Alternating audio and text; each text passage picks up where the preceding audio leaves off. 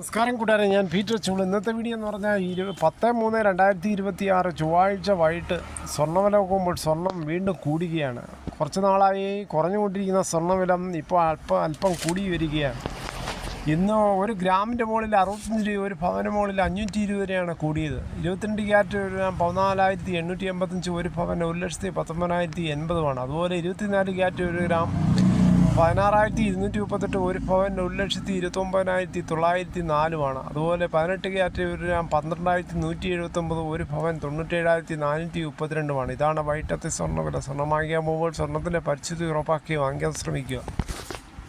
ഇന്നലെ വരെ ഗണേഷ് കുമാർ രാജിവെക്കും എന്നുള്ള എല്ലാ പ്രതിസന്ധി ഇപ്പോൾ കഴിഞ്ഞ് ഭാര്യയോട് ക്ഷമാപണം നടത്തിയിരിക്കുകയാണ് ഗതാഗത മന്ത്രി KV ഗണേഷ് കുമാർ. പരാതിയില്ലെന്ന് ബിന്ദുവും തിരിച്ചു പറഞ്ഞു.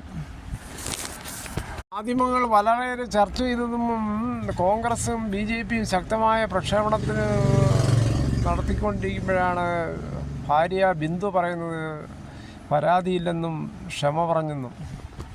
കുടുംബ വീടായ വാളകത്ത് നിന്നും തിരുവനന്തപുരത്ത് തിരിച്ചത് പ്രശ്നങ്ങളെല്ലാം അവസാനിപ്പിച്ച ശേഷമെന്ന് സൂചന.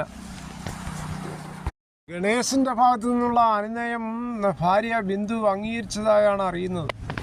എന്തായാലും കുടുംബ വഴക്കുകൾ വളരെ നൈസായി കൈകാര്യം ചെയ്തു KV ഗണേഷ് കുമാർ. ഇനി 5-6 ദിവസം കൂടെ കഴിഞ്ഞാൽ ഇലക്ഷൻ പ്രഖ്യാപനം നടക്കും. അതിനുശേഷം മന്ത്രി പദം ഇല്ല, വീണ്ടും ഇലക്ഷനിലോട്ട് പോവുകയാണ് നമ്മുടെ കേരളം.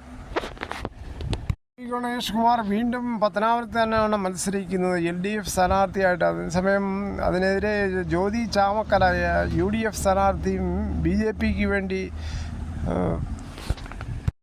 മാരാരാണ് സാധ്യത.